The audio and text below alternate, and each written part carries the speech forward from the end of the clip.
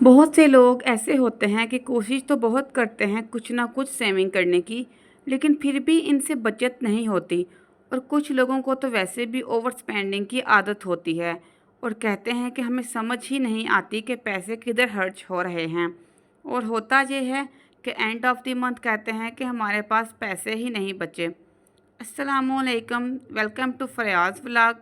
कैसे हैं आप सब? उम्मीद करती हूँ आप सब खैरियत से होंगे। तो आज के व्लॉग में मैं आपसे इसी टॉपिक पर बात करूंगी और आपसे वेरी सॉलिड पॉइंट शेयर करूंगी, जिसको अगर आप इम्प्लीमेंट करेंगे तो आपको समझ आएगी कि किस तरह मुझे अपनी लाइफ को लेकर चलना है। और इन सब बातों को मैंने अपनी लाइफ में भी इम्प्लीमेंट किया है। और जो गलतियां मैंने की हैं इससे मैं आपको सीख कर बता रही हूँ। आपने आइडेंटिफाई करना है कि कहाँ पर हम एक्स्ट्रा ऑर्डिनरी पैसे लगा रहे हैं और कहाँ पर हमसे गलतियाँ हो रही हैं। So let's discuss the point one by one. सबसे इम्पॉर्टेंट चीज़ कि आप बजट नहीं बनाते कि पैसे कितने आ रहे हैं और कहाँ कहाँ पर आपने लगाने हैं। इस तरह आप बजट से ज़्यादा पैसे खर्च कर देती हैं और एंड ऑफ द मंथ परेशान हो जाती हैं कि खर्चे बहुत ज़्यादा हैं और इनकम बहुत ही कम है। मिसाल के तौर पर अगर आपकी पे है 20,000 पे, फ़र्ज़ करती हूँ आज के दौर में किसी की 20,000 होती नहीं है, मैं आपको एक मिसाल दे रही हूँ। मिसाल के तौर पर अगर आपकी पे है 20,000 पे, तो अगर अपना आपका अपना घर नहीं है तो 5,000 तो रेंट के पैसे में से लग जाते हैं। आपने 5,000 तो रेंट दे दिया। इसके बाद बिल्स के पैसे अलग करके रख लें, ग्रॉसरी के पैसे अलग करके रख लें। मतलब फ़र्ज़ करें कि 20,000 में से 5,000 तो रेंट चला गया, 5,000 बिल पर रख गए और 5,000 की आपने ग्रॉसरी काट ली। तो बाकी बचे 5,000। इनमें बच्चों की फ़ीस भी पे करनी है, डेली बेसिस पे भी आपने खर्च करना है। तो इनमें से तो आपका गुजारा बहुत ही मुश्किल हो जाता है। तो जब आप अपना बजट बना लेंगी ना, तो आप ज़रूर चेक करेंगे कि मेरे पास इतने पैसे हैं तो कौन कौन सी चीज़ें लेनी हैं इन्हीं पैसों में से। आप ज़रूर चेक करेंगे कि घर पर कौन कौन सी चीज़ पड़ी है, कितने पैसे लगाने हैं और कितने बचाने हैं। तो ये बहुत ही ज़रूरी है कि आपने किस तरह अपने बजट को देखना है और इसके अकॉर्डिंग चीज़ें लेनी है।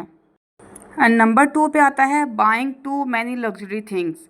कुछ लोग ऐसे होते हैं कि बहुत ज़्यादा ब्रांड कॉन्शियस होते हैं। मैं भी हूँ। मोस्टली औरतों को होता है कि ब्रांडेड चीज़ें लेने का बहुत ही शौक़ होता है। महंगे जूते, महंगे कपड़े, महंगे बैग। और कुछ तो ऐसे होते हैं जो चीज़ें ले कर रखते जाते हैं और एंड पर पता चलता है कि आपके पास तो सेविंग ही नहीं रही। हाँ, कुछ चीज़ें मैं प्रेफर करती हूँ कि ब्रांड की अच्छी होती हैं, उनकी क्वालिटी भी बहुत अच्छी होती है और ब्रांड से ही लेनी चाहिए। लेकिन कभी कभी ब्रांड से हटकर भी कुछ ना कुछ देख लेना चाहिए। मसलन मिसाल के तौर पर कभी कभी दराज पर हमें सस्ते में चीज़ मिल जाती है और सेम वही होती है, क्वालिटी भी अच्छी मिल जाती है और क्वालिटी इन चीज़ों की ख़राब भी नहीं होती। तो ब्रांड से बहुत ज़्यादा शॉपिंग के चक्कर में अपने बजट को ख़राब ना किया करें। Next step is very solid, don't spend too much by credit cards. कभी कभी हम औरतें ऐसा करती हैं कि जब ग्रॉसरी करने जाती हैं तो हम कैश की बजाय क्रेडिट कार्ड पर रिलाई कर लेती हैं कि खैर है क्रेडिट कार्ड से पे कर लेंगे, कैश नहीं है कोई बात नहीं, क्रेडिट कार्ड तो है ना, खैर है हस्बैंड ने ही कार्ड से पे करने हैं। तो हम इस चक्कर में ना बहुत ही ज़्यादा फजूल चीज़ें उठा लेते हैं, क्योंकि क्रेडिट कार्ड से कौन सा हमने गिन कर पैसे पे करने होते हैं।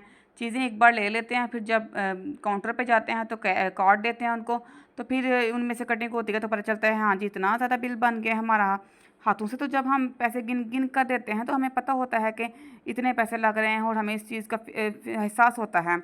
तो जब आपने क्रेडिट से बिल पे कर रहे होते हैं तो आपको समझ ही नहीं आती कि पैसे किधर खर्च हो रहे हैं और कैसे आप क्रेडिट कार्ड पर रिलाय करके इतने ज़्यादा पैसे खर्च कर लेती हैं।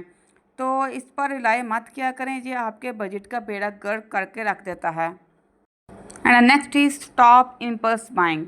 आपको कभी कभी फील नहीं होता, आप चीज़ें खरीदते जाते हैं और आपको समझ ही नहीं आती कि आप मुसलसल चीज़ें खरीदे जा रहे हैं। अगर आप महीने में एक हफ्ता ऐसा रख लें कि आपने कुछ भी नहीं खरीदना, खुद को कंट्रोल करना है कि मैंने कोई शॉपिंग नहीं करनी, बिलीव मी आप एंड ऑफ द मंथ देखेंगे कि आपने काफ़ी पैसे बचा लिए हैं। क्योंकि जब आप इम्पल्स बाइंग मुसलसल चीज़ें खरीदते जाते हैं ना, तो आपके बजट को काफ़ी हद तक डिस्टर्ब कर देता है ये। स्पेशली जब भी आप ऑनलाइन शॉपिंग करते हैं तो आपको कुछ समझ ही नहीं आती कि आपने कितनी फजूल चीज़ें अपने कार्ट में ऐड कर ली हुई हैं। पहले तो आप कार्ट में ऐड करते जाते हैं तो आपको समझ नहीं आती, लेकिन जब आपको पार्सल आता है और बिल पे करना पड़ता है ना, तो फिर आपको समझ आता है कि हाँ, तो मुझे तो इस चीज़ की ज़रूरत ही नहीं थी जो मैंने मंगवा ली है। तो ऐसा ना किया करें, क्योंकि जब ऐसा आप सेविंग करना शुरू करेंगे, स्टॉप कर देंगे इम्पल्स बाइंग को, तो आप देखेंगे कि आपने एंड ऑफ द मंथ काफ़ी चीज़ें खरीदी ली, काफ़ी पैसे बच गए आपके पास, और उन पैसों से आपने घर की काफ़ी चीज़ें खरीद लेंगे, बच्चों की कोई ना कोई चीज़ खरीद लेंगे। Next step is more house than you need. इतनी हमारे पास जगह नहीं होती जितनी हम अक्सर चीज़ें खरीद लेते हैं। मिसाल के तौर पर, अगर आपका किचन छोटा है तो आपने ग्रॉसरी बहुत ही ज़्यादा कर ली है, और फिर आपको जगह ही नहीं मिलती कि आपने इसे संभालना कैसे है। कभी आप इसको अलमारियों में स्पेस बना रहे होते हैं, तो कभी आप बेडों के नीचे रख रहे होते हैं, जगह ढूंढ रहे होते हैं कि हमने चीज़ों को कहाँ पे रखना है। प्लीज़ इतनी ही चीज़ें लिया कर जितनी आपको ज़रूरत होती है। तो अगर आपके घर 4 लोग हैं तो आपको क्या ज़रूरत पड़ी है 6 या 8 या 12 लोगों का डाइनिंग टेबल खरीद कर रखने की, क्योंकि जगह तो नहीं है ना आपके घर। तो अगर कोई मेहमान आए तो आप इसको दूसरे टेबल लगा के भी खाना दे सकते हैं, नीचे भी दस्तरखान लगा सकते हैं। डिपेंड करता है कि आपका मेहमान कैसा है, किस तरह बैठकर खाने में कंफर्टेबल फील करता है। तो अगर आपके घर डाइनिंग नहीं है या तो कोई बात नहीं है, इट्स ओके। मतलब ये कि इतनी चीज़ें खरीदा करें जितनी आपके घर जगह हो। अपने आप को देखें कि मुझे इस चीज़ की ज़रूरत है, अगर मैं इसे खरीदूँगी तो बिल्कुल ये मेरे इस्तेमाल में आएगी। तो जगह से ज़्यादा चीज़ें खरीदना भी तो आपके बजट को डिस्टर्ब करता है ना। तो जो भी खरीदें करें, इसको इस्तेमाल किया करें, ना कि इसको अलमारियों में सजा कर रख दें। बर्तनों के मैंने देखा है लोग ढेरों ढेर खरीदते हैं, तो इनको सजा सजा के रखा होता है अलमारियों में, बेडों के नीचे, कैबिनेट्स में, तो इस्तेमाल नहीं करते इनको। मेरी रिक्वेस्ट है कि प्लीज़ प्लीज़ चीज़ों को इस्तेमाल किया करें। अब यहाँ तो आज के दौर में चीज़ें खरीदा ही ना करें, इतनी महंगाई के दौर में फ़िज़ूल चीज़ें। तो अगर खरीद लेते हैं तो इनको इस्तेमाल किया करें।